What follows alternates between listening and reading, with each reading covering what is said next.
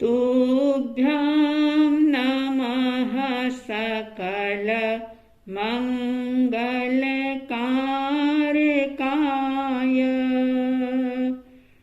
तुभ्यं नमः सकल निवृत्तिदायकाय।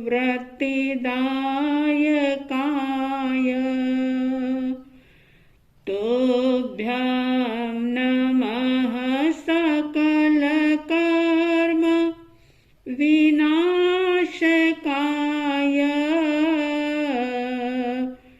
तुभ्यं नमः सकल तत्व निरूपकाय।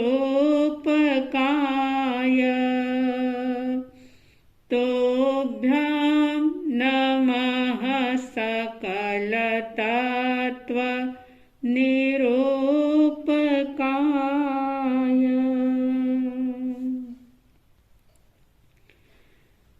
श्रद्धालु जिज्ञासु श्रोताओं, पंडित श्री रविंद्र जी आत्मन के द्वारा लिखी हुई समता षोडशी की 6 गाथा परिसंपन्न हुई और इन 6 गाथाओं के माध्यम से हमने देखा कि कैसा जिनवाणी का सार अमृत इस समता षोडशी के अंदर समाया हुआ, कितनी सहज और सरल भाषा के अंदर इस समता षोडशी के माध्यम से पूरा ही जिनवाणी का ज्ञान जैसे दे दिया गया हो। एकमात्र अगर कोई समता षोडशी को समझ ले, जान ले और इसी के निर्देशानुसार अगर अपने जीवन को जीने का अभ्यास करे, प्रयास करे, तो मैं ये समझती हूं कि व्यक्ति के सारे दुख दर्द खत्म हो सकते हैं। उसके जीने का एक अनोखा आनंद आ सकता है।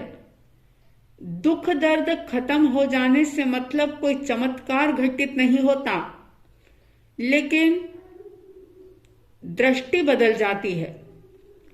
एक ऐसी दृष्टि का उद्घाटन इस समता षोडशी के माध्यम से हो सकता है अगर व्यक्ति करना चाहे तो आइए आज हम इसकी 7वीं गाथा प्रारंभ करते हैं।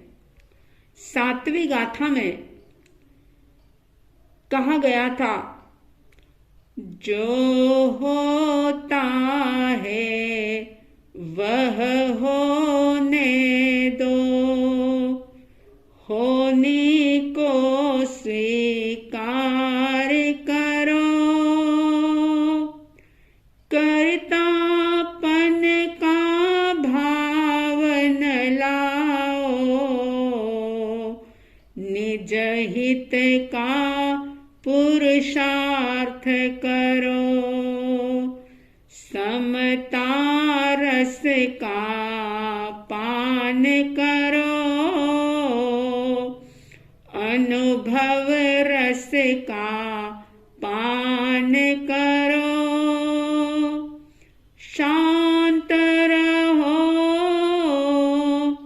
शांत रहो, सहज सदा ही शांत रहो, शांत रहो, शांत रहो, सहज सदा ही शांत रहो। कहा गया है, जो होता है वह होने दो, होने को स्वीकार करो। इस दुनिया के अंदर जो भी कुछ घटित हो रहा है, जब व्यक्ति उसे स्वीकार नहीं करता, जब वह यूनिवर्सल लॉ को नहीं समझ पाता, तो हर चीज के अंदर परिवर्तन करने का विचार उसके अंदर आता है, और जब वह परिस्थिति, वह व्यक्ति या वो कोई वस्तु बदल नहीं पाता, अपने अनुसार उसे कर नहीं पाता, तो व्यक्ति पीड़ित होता है, परेशान होता है, डिप्रेशन में जाता है, टेंशन में आता है। ज्ञानी कह रहे हैं कि यूनिवर्सल लॉ को समझो, जो जो भी दुनिया के अंदर हो रहा है उसमें कोई फेर फार करने का झूठा पुरुषार्थ मत करो, प्रयास मत करो, क्योंकि बहुत सारी बातें ऐसी होती है जो इंसान के हाथ में नहीं होती। इंसान उसके लिए कुछ नहीं कर पाता, लेकिन कुछ परिवर्तन करने की कोशिश उसे दुखी दुखी बना देती है। इसलिए कहा कि जो होनी है, जो भवितव्यता है, उसे स्वीकार करो, और जो कुछ भी जीवन में, प्रकृति में, वातावरण में, अपने आसपास जो भी हो रहा है उसके साक्षी बनने की कोशिश करो। ज्ञाता दृष्टा भाव, जिसे अध्यात्म की भाषा में कहा जाता है, उसे साधने का जो प्रयास करता है वह आर्त ध्यान, रौद्र ध्यान में नहीं जाता। वो निश्चित रूप से धर्म ध्यान करता है, उसके मन में एक अनोखी शांति बनी रहती है। इसलिए कहते हैं कि जो होता है वो होने दो और होने को स्वीकार करो। जब स्वीकार भाव आता है भीतर में, और जो कुछ भी घटित हो रहा है, फिर चाहे वो जन्म का प्रसंग हो, चाहे वो मृत्यु का प्रसंग हो, शरीर में व्याधि का प्रसंग हो, या कोई चिर परिचित प्रिय व्यक्ति के वियोग का प्रसंग हो, जो कुछ भी हो रहा है, अगर व्यक्ति उसके अंदर कुछ नहीं कर पाता तो समझदारी ये होती है कि उसे होने को स्वीकार कर लेना चाहिए। और जो होने को स्वीकार कर लेता है वह शांतिपूर्ण जीवन जी सकता है। और जिसके अंदर ये ज्ञान प्रकट हो जाता है वह निर्मोही भी बन सकता है, क्योंकि मोह के खत्म हुए बिना व्यक्ति अपनी मंजिल को प्राप्त नहीं कर पाता। एक राजा था जो बड़ा ही ज्ञानी था, और ज्ञान के साथ साथ तत्व की जानकारी भी वो रखता था। उसका ज्ञान इतना प्रखर था कि ना उसे राज्य के प्रति आसक्ति थी, और ना ही किसी प्रकार का द्वेष भाव उसके मन में रहता था। उसे लोग निर्मोही के नाम से जानते थे, सिर्फ उसके नगर में ही नहीं, लेकिन आसपास और दूर के लोग भी उसे निर्मोही राजा कहा करते थे। एक बार ऐसा हुआ कि उस राजा का जो बेटा था, राजकुमार था, वो शिकार खेलता हुआ जंगल में बहुत दूर चला जाता है, रास्ता भूल जाता है, और घूमते घूमते जब उसे बहुत जोर से प्यास लगी तो वो राजकुमार पानी की तलाश में भटकता हुआ किसी महात्मा के आश्रम में पहुंच गया।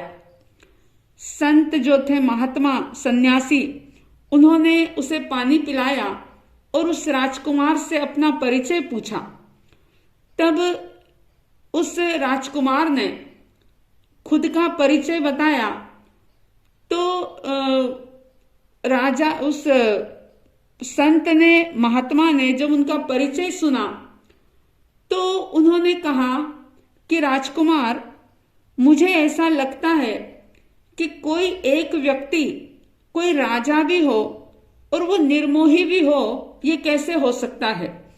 क्योंकि जो राजा होगा वो निर्मोही नहीं हो सकता, तत्ववेत्ता हो नहीं सकता, और जो निर्मोही होता है वो भला राजा कैसे हो सकता है? राजा कैसे बन सकता है वो? राजकुमार ने कहा कि भगवान, अगर आपको विश्वास ना हो तो आप परीक्षा करके देख लो। सिर्फ मेरे पिताजी ही नहीं, लेकिन मेरा सारा परिवार निर्मोही है, यानी जो होनी होती है उसे हम स्वीकार करते हैं। जो होता है वो अच्छे के लिए होता है, ऐसा हम सोचते हैं। और न केवल मेरे पिताजी बल्कि मेरा पूरा परिवार इसी सोच को रखता है। संत को बड़ा आश्चर्य हुआ, चकित हुए सुनकर के। तो उन्होंने कहा कि तुम यहीं ठहरो, मैं नगर में जाकर के परीक्षा लूंगा कि वास्तव में तुम्हारा परिवार निर्मोही कैसा है। और ऐसा कहते हैं कि उस राजकुमार को उन्होंने अपने आश्रम में रखा। और सन्यासी जो थे वे राजा की परीक्षा लेने के लिए राजमहल में जाते हैं। राजमहल में जैसे ही गए तो वहां पर सबसे पहले उनको उस राजकुमार की पत्नी मिलती है। राजकुमार की पत्नी जो कि बहुत ही शांत स्वभाव की थी। और जब उन्होंने जैसे ही संत को देखा तो संत को उन्होंने प्रणाम किया, वंदन किया और संत से पूछा कि यहां आने का क्या प्रयोजन है। तब संत उनको कहते हैं कि महादेवी दुर्गा के वाहन सिंह ने तुम्हारे परमेश्वर जैसे पति को खत्म कर दिया है, यानी कि उसे मार दिया है। जब पति के मारने की बात, यानी शेर ने तुम्हारे पति को मार दिया, ये बात जब उस राजकुमार की पत्नी ने सुनी, सुनने के बावजूद भी वो शांत रहती है और फिर कहती है, वो बड़े ही स्थिर चित्त के साथ कह रही है सन्यासी से कि लोग भाग्य के खेल को समझ नहीं पाते हैं। पिछले जन्म में पता नहीं कौन कौन से कर्म किए होंगे जिसके कारण से इस जन्म में पति पत्नी के रूप में हम मिले थे, लेकिन अब वो संयोग समाप्त हो गया और विधाता ने हमें अलग अलग कर दिया। जैसे ही ये बात सन्यासी ने सुनी, ऋषि ने सुनी, तो वे बड़े आश्चर्यचकित होते हैं और फिर उस राजकुमार की माता के पास जाते हैं। माता अपने आसन से उठती है, उनको प्रणाम करती है, नमस्कार करती है और महात्मा जी बड़ी ही गंभीरता के साथ उनकी तरफ देखते हैं और उनको भी उन्होंने वही बात कही कि आज तुम्हारे पुत्र को शेर खा गया है और इसीलिए मैंने खाना भी नहीं खाया और मैं ये समाचार देने के लिए तुम्हारे पास आया हूं। बड़े आश्चर्य की बात, देखिए, जो होता है वो होने दो, होने को स्वीकार करो। कहने में, बोलने में और जीने में बहुत अंतर होता है। लेकिन उस राजा के परिजनों ने इस होने को स्वीकार करो, इस बात को किस प्रकार से जी लिया था कि वो माता जिसके लिए पुत्र के प्रति, जिसके मन में बहुत गहरा वात्सल्य होता है, मोह होता है, ममता का भाव होता है, लेकिन वो माता भी होने को स्वीकार करते हुए संत से कहती है कि जैसे वृक्ष की बहुत सारी डालियां होती है और उस घने पेड़ पर पक्षी आकर के विश्राम करते हैं, लेकिन जब पतझड़ आता है तो सारे पक्षी अलग अलग दिशाओं में उड़ जाते हैं, चले जाते हैं। पुत्र का निधन हो गया, हम सभी पक्षी की तरह हैं, सबका समय आएगा और सब अपने अपने रास्ते पर रवाना हो जाएंगे। ऋषि जो थे वो बड़े आश्चर्यचकित होते हैं बात को सुनकर के कि एक माँ अपने बेटे के वियोग को किस प्रकार से स्वीकार कर रही है। और वास्तव में अगर देखा जाए तो हर व्यक्ति चाहे रोकर करे, चाहे हंसकर करे, चाहे ज्ञान से करे, उसे ये बात स्वीकार तो करनी ही होती है। वो गए हुए व्यक्ति को, मरे हुए व्यक्ति को वापस ला नहीं सकता, लेकिन फिर भी अज्ञानता के कारण से होने को स्वीकार नहीं करता और रोता बिलखता रहता है। सन्यासी अंतिम परीक्षा के लिए राजा के पास गए और राजा के पास जाकर के भी उन्होंने पुत्र मृत्यु की जब बात करी तो राजा ने भी यही कहा कि ये तो एक दुनिया सराय की तरह है, यहाँ पर सारे ही लोग कुछ समय के लिए मिलते हैं, रिश्ते नाते बनते हैं, लेकिन जब जिसका समय आता है वह चला जाता है। यानी कि जैसे स्टेशन पर अनेक प्रकार की गाड़ियां आती है और अपने अपने समय के साथ सभी स्टेशन छोड़ करके चली जाती है, लेकिन ऋषिवर आपने इतना सा संदेश देने के लिए अपनी साधना क्यों छोड़ी? आप साधना छोड़ करके क्यों आए? इस प्रकार से राजा और सन्यासी के बीच में वार्तालाप होता है और सन्यासी आखिर जान जाते हैं कि सचमुच होने को स्वीकार करना, ज्ञान को प्रकट करना किस प्रकार से होता है और राजा ने वास्तव में किस प्रकार से निर्मोही पद को प्राप्त किया है। कैसे राजा निर्ममत्व की ओर, निर्मोहता की ओर बढ़ रहे हैं, वे जान करके बड़े प्रसन्न होते हैं और फिर सारी हकीकत राजा को बताते हैं। तो जो व्यक्ति सार्वभौमिक सिद्धांतों को, यूनिवर्सल लॉ को जो समझ लेता है, जो होने को जान लेता है, वो हर स्थिति परिस्थिति के अंदर समता के भाव में, समभाव में रह सकता है, प्रसन्न रह सकता है। सभी के भीतर में जो होता है वो होने दो, होने को स्वीकार करो, ये भाव प्रबलतम बने। साध्वी द्वय की तरफ से हार्दिक हार्दिक शुभ मंगल भावनाओं के साथ जय प्रभु महावीर, जय गुरु आनंद।